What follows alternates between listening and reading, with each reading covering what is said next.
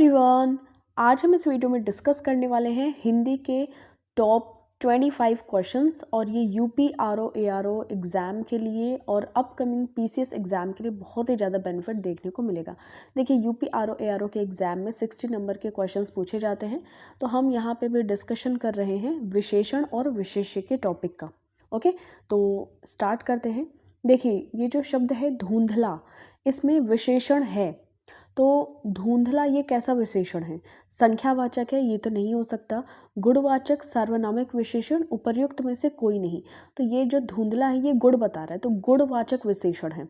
विशेषण क्या होता है? जो शब्द संज्ञा या सर्वनाम की विशेषता बताता है उसको विशेषण कहते हैं। ठीक है, ऑप्शन नंबर आपका बी यहाँ पे करेक्ट आंसर हो जाएगा।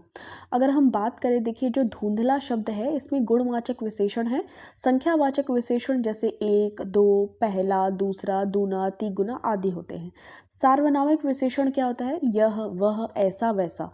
यह मेरा नौकर है, तो यहाँ पे जो यह हो जाएगा ना, ये नौकर की विशेषता बता रहा है, तो ये सार्वनामिक विशेषण हो जाएगा। ठीक है, नेक्स्ट क्वेश्चन देखिए, निम्नलिखित में से किस वाक्य में उत्तमावस्था गुणवाचक विशेषण विशेष्य का प्रयोग किया गया है? तो ऑप्शन नंबर ए आपका करेक्ट आंसर हो जाएगा। परमानंद कक्षा में सबसे होशियार छात्र है, तो इसमें उत्तमावस्था गुणवाचक विशेषण विशेष्य का प्रयोग किया गया है। एक होता है गुड, इंग्लिश में आप देखते होंगे गुड, एक होता है बेटर, एक होता है बेस्ट। तो उत्तमावस्था यही है बेस्ट वाला। कंपैरेटिव, सुपरलेटिव, इस तरीके से डिग्रीज होती है ना, अगर आपने इंग्लिश में पढ़ा होगा। उसी तरीके से होता है मूलावस्था और उत्तरावस्था, उत्तमावस्था।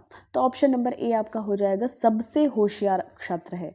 ठीक है, अगर रहता कि परमानंद आनंद से होशियार छात्र है तो वो उत्तमावस्था में नहीं आता, पर सबसे होशियार छात्र है तो ये परमानंद हो जाएगा। उत्तमावस्था गुणवाचक विशेषण विशेष्य का प्रयोग हुआ है।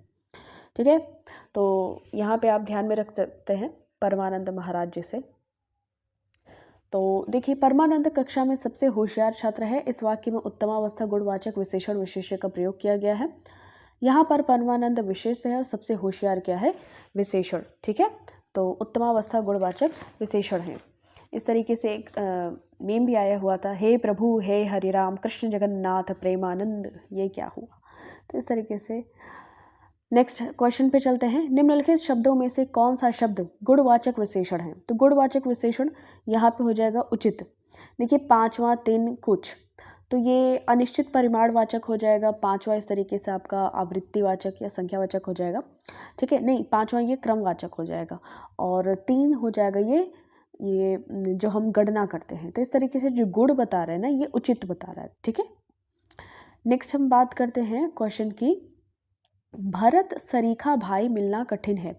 मतलब भरत के जैसा जो भाई है वो मिलना कठिन है, क्योंकि भरत ने राज सिंहासन का त्याग करके उनकी राम जी की खड़ाओं को सिंहासन पर रख के शासन किया, तो ये उनके जैसा भाई मिलना कठिन है। मतलब यहाँ पे गुण बताया जा रहा है, तो गुणवाचक विशेषण यहाँ पे करेक्ट आंसर हो जाएगा।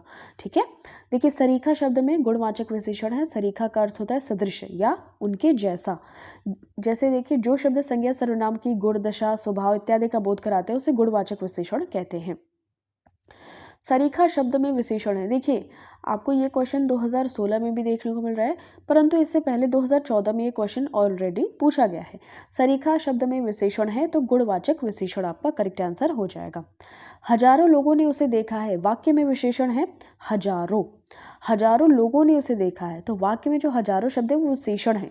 ये अनिश्चित संख्यावाचक विशेषण के अंतर्गत आता है, ये आपको ध्यान में रखना है। ठीक है, वह नौकर नहीं आया, वह नौकर नहीं आया, तो देखिए अभी हमने इसको डिस्कस किया था कि यह, वह, ऐसा, वैसा, तो ये जो हो जाएगा यहाँ पे वह सार्वनामिक विशेषण का प्रकार हो जाएगा।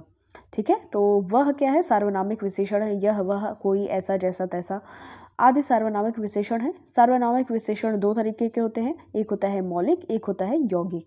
मौलिक वाले में यह, वह आता है और यौगिक वाले में ऐसा, कैसा, जैसा आता है। ठीक है, तो इस तरीके से आप इसको ध्यान